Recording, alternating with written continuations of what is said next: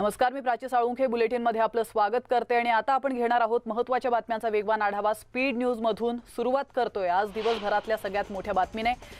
नवी मुंबई विमानतळाच्या नामांतराच्या मुद्द्यावर प्रकल्पग्रस्तांनी आंदोलन केलंय। या विमानतळाला दिबा पाटलांचं नाव द्यावं अशी मागणी स्थानिक प्रकल्पग्रस्तांनी केली आहे, तर या विमानतळाला बाळासाहेबांचं नाव द्यावं अशी मागणी शिवसेनेकडून करण्यात आली आहे।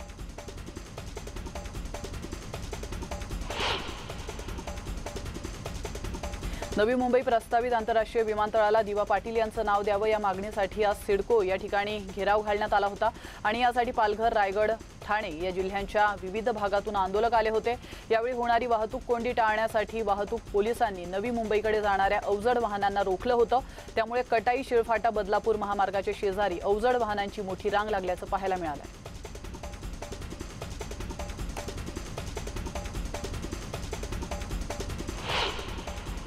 तर पुण्यातील आंबील ओढा परिसरातील अतिक्रमण असणारी घरं हटवण्यासाठी आज पोलिसांच्या मोठ्या फौजफाटा तैनात करण्यात आला होता। यावेळी रहिवाशांना घरातून बाहेर काढण्याचा आरोप स्थानिकांनी केला।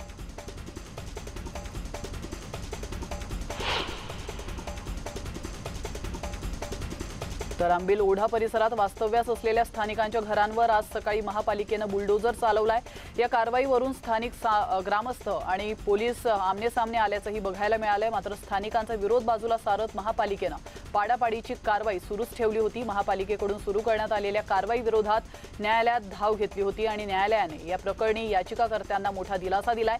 आंबील ओढा प्रकरणी कोर्टाकडून स्थगितीचे आदेश जारी करण्यात आले असून पुढील आदेश येईपर्यंत कारवाई करण्यास मनाई करण्यात आली आहे।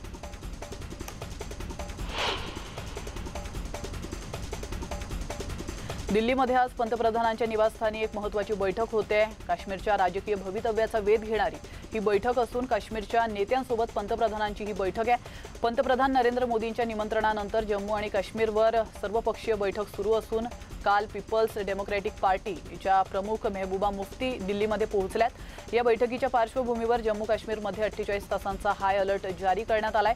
यासह केंद्रशासित प्रदेशातही हाय स्पीड इंटरनेट सेवा बंद राहण्याची शक्यता वर्तवण्यात आली आहे।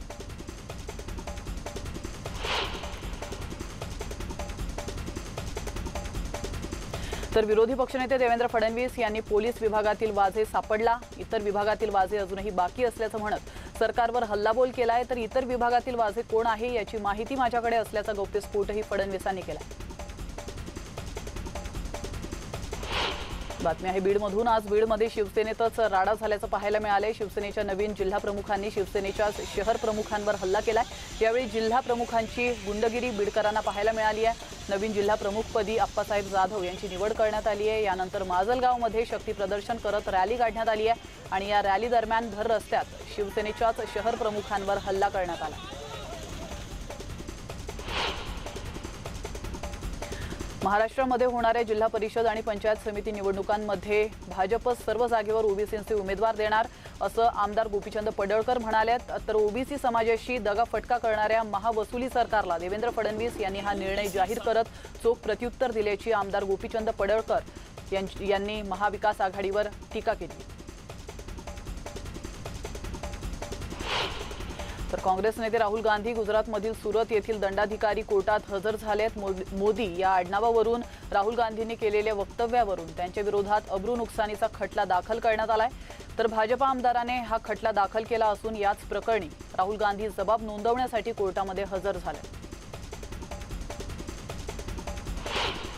सोनिया गांधी यांनी सरकारला सल्ला दिलाय, लसीकरणाचा वेग हा आणखी 3 पटीने वाढवा, जेणेकरून वर्षाच्या अखेरीस देशातील 75% लोकांचं लसीकरण होऊ शकेल असंही त्यांनी म्हटलंय। काही तज्ज्ञांनी कोरोनाच्या तिसऱ्या लाटेत लहान मुलं बाधित होणार असल्याचं म्हटलंय, त्यामुळे आपण त्वरित उपाययोजना केली पाहिजे असंही सोनिया गांधी म्हणाल्या।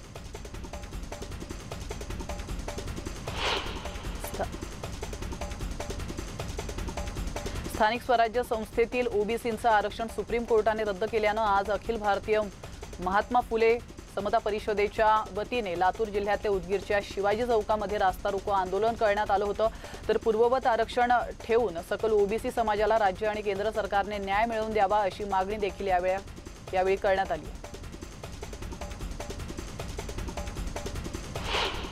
तर जयंत पाटील आजपासून मराठवाडा दौऱ्यावर आहेत। मराठवाड्यातील प्रत्येक जिल्ह्यातील विधानसभा मतदारसंघात जाऊन ते आढावा घेणार आहेत। उस्मानाबाद जिल्ह्यातील भाजपचे आमदार राणा जगजितसिंग पाटील यांच्या तुळजापूर विधानसभा मतदारसंघापासून जयंत पाटील यांनी आपल्या दौऱ्याला सुरुवात केली। कोरोना संसर्गाचं अधिक प्रमाण असलेल्या 7 जिल्ह्यांनी अधिक काळजी घ्यावी असं मुख्यमंत्री उद्धव ठाकरे यांनी आरोग्य विभागाला सूचना दिलेल्या आहेत। घाईघाईने निर्बंध शिथिल करू नका, धोका पत्करू नका अशा सूचना मुख्यमंत्री उद्धव ठाकरे यांनी जिल्हाधिकाऱ्यांसह आरोग्य विभागाला दिलेल्या आहेत। देशात कोरोनाची दुसरी लाट आता ओसरताना दिसते। गेल्या 24 तासात देशात 54,286 कोरोना बाधितांची नोंद झाली आहे। यामध्ये एकूण 70,130 लोक उपचार घेऊन बरे झालेले आहेत, तर 1,323 लोकांचा मृत्यू देखील झालाय। देशातील सक्रिय रुग्णांच्या आकडेवारीत देखील दिवसेंदिवस घट पाहायला मिळते आहे, तर काल बुधवारी देशातील सक्रिय रुग्णांच्या संख्येत 16,183 ने घट झाली आहे। भारतात डेल्टा प्लसचा धोका दिवसेंदिवस वाढताना दिसतोय। देशात जवळपास 40 रुग्ण आढळले असून महाराष्ट्रासह केरळ आणि मध्य प्रदेशमध्ये तुरळकपणे आढळले असल्याचं केंद्रीय आरोग्य मंत्रालयाकडून सांगण्यात आलंय। भारतात आतापर्यंत 45,000हून अधिक नमुन्यांची क्रमवारी करण्यात आली आहे। यामध्ये AY1 या डेल्टा प्लस प्रकाराचे जवळपास 40 रुग्ण महाराष्ट्रासह केरळ आणि मध्य प्रदेशमध्ये तुरळकपणे आढळले।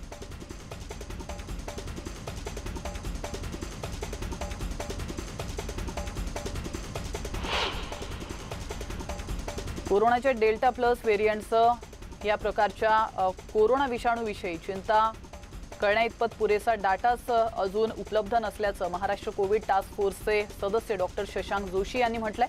तरीही काळजी घ्या, दुहेरी मास्क वापरा, गर्दी टाळा आणि लस घ्या असंही त्यांनी म्हटलंय।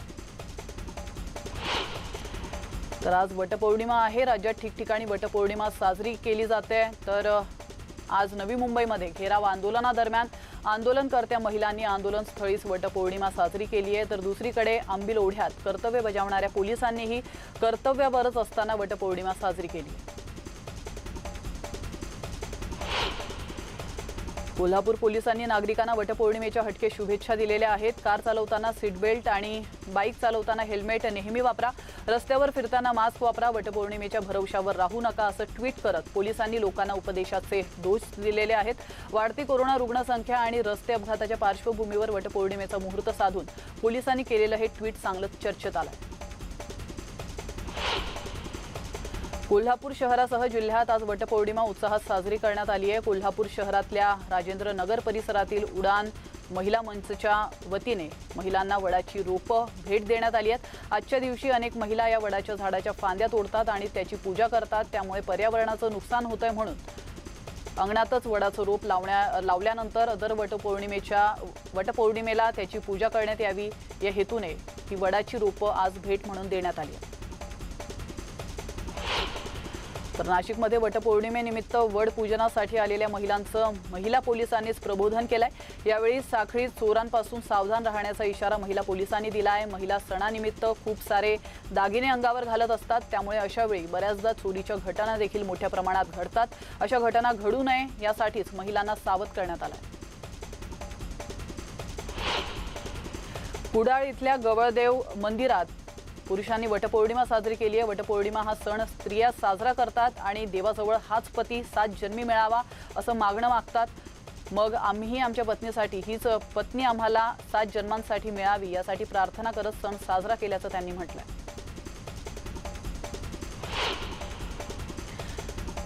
खरं तर आजच्या दिवशी महिला झाडांची पूजा करत आपल्या पतीसाठी दीर्घायुष्याची प्रार्थना करतात। मात्र पिंपरी चिंचवडमधील महिलांनी एक अनोखा उपक्रम राबवत निसर्ग संवर्धनाचा संदेश दिलाय। यावेळी महिलांनी झाडांवर ठोकलेले खिळे आणि बाहुल्या काढलेल्या आहेत आणि झाडाचंच आयुष्य वाढवलंय।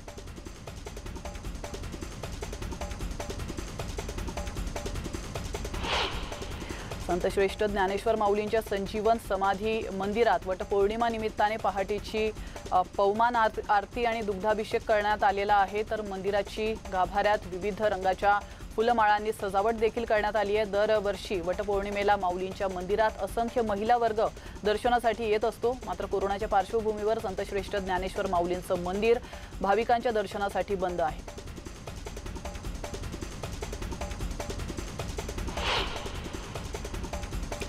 इथे घेतो एक छोटासा ब्रेक, लगेचच परत येतोय। तुम्ही पाहत रहा स्पीड न्यूज।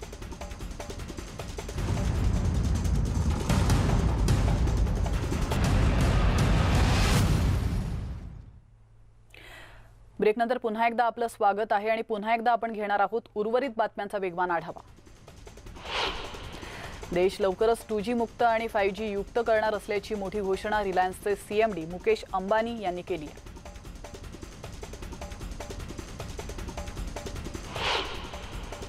रिलायन्स जिओने मोठी घोषणा केली आहे। गणेश चतुर्थीच्या दिवशी जिओ फोन नेक्स्ट लॉन्च होणार आहे, तर जिओ आणि गुगलने मिळून हा अँड्रॉइड स्मार्टफोन बनवला आहे। मुंबई महानगरपालिकेच्या राजावाडी रुग्णालयात श्रीनिवास यल्लप्पा या तरुणाचा उपचारादरम्यान मृत्यू झालाय आणि महानगरपालिका रुग्णालयातील बेजबाबदारपणा, दुर्लक्षितपणा समोर आलेला आहे। या रुग्णावर अतिदक्षता विभागात उपचार सुरू असतानाही उंदरांना डोळा कुरतडला कसा, असा प्रश्न उपस्थित झालाय। दरम्यान राजावाडी रुग्णालयाच्या हलगर्जीपणाविरोधात मनसेने आंदोलन करण्याचा इशारा देखील दिलाय। त्याचबरोबर रुग्णांच्या मृत्यू प्रकरणी दोषींवर कारवाई करण्याची मागणीही त्यांनी केली आहे। मनसेबरोबर आम आदमी पक्षानेही राजावाडी रुग्णालयासमोर आंदोलन करण्याचा इशारा दिलाय।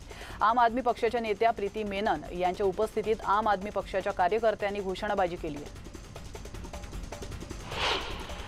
मुंबई गोवा महामार्गावरील कामठे घाटात दरड कोसळली आहे। सुदैवाने कुठलीही मोठी दुर्घटना या ठिकाणी घडलेली नाहीये। माती आणि दरड रस्त्यावर आल्याने वाहतुकीवर मात्र त्याचा परिणाम झाला असून वाहतूक संथ गतीने सुरू आहे।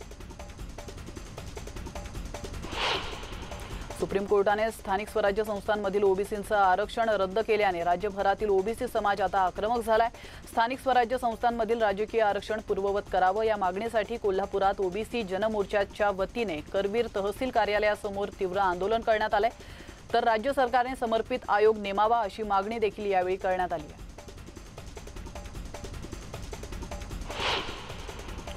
तर पुण्यात भीमछावा संघटनेतर्फे शिक्षण आयुक्तालयाबाहेर टाळ मृदुंग आंदोलन करण्यात आलेलं आहे। कोरोना आणि लॉकडाऊनमध्ये फी भरण्याची सक्ती काही शाळा करतात, काही शाळांनी फी वाढवलेली देखील आहे आणि या विरोधात हे आंदोलन करण्यात आलंय। सरकारने या प्रकरणी शिक्षण शुल्क समितीची स्थापना करण्याचा निर्णयही घेतलाय, मात्र काही शाळा मुजोरी करत असल्याचं आंदोलकांचं म्हणणं आहे। पुढील 10 दिवसात विद्यार्थ्यांच्या मूल्यांकनाची पद्धती आणि 31 जुलैपूर्वी निकाल जाहीर करा असे आदेश सर्वोच्च न्यायालयाने सर्व राज्यांना दिले। साउथहॅम्प्टनमध्ये झालेल्या फायनलमध्ये टीम इंडियाला न्यूझीलंडने 8 विकेटने हरवलंय, तर New Zealand team ICC world test champion बनली आहे। महत्त्वाचं म्हणजे 21 वर्षांच्या इतिहासात न्यूझीलंड संघाने पहिल्यांदाच ICC वर्ल्ड कप जिंकलाय। तर भारतात आता OTT प्लॅटफॉर्मची चलती आहे। या मोठ्या प्लॅटफॉर्मवर येण्यासाठी बॉलिवूड स्टार्सना वाटेल ती किंमत देण्याची तयारी असल्याचं कळतंय। अजय देवगनला वेब सिरीजसाठी 125 कोटींची ऑफर असल्याची चर्चा आहे आणि यापूर्वी अक्षय कुमारलाही 90 कोटींची ऑफर मिळाली होती। तर दुसरीकडे फॅमिली मॅन 2 नंतर मनोज वाजपेयीला 22 कोटींची ऑफर मिळाल्याचं देखील कळतंय।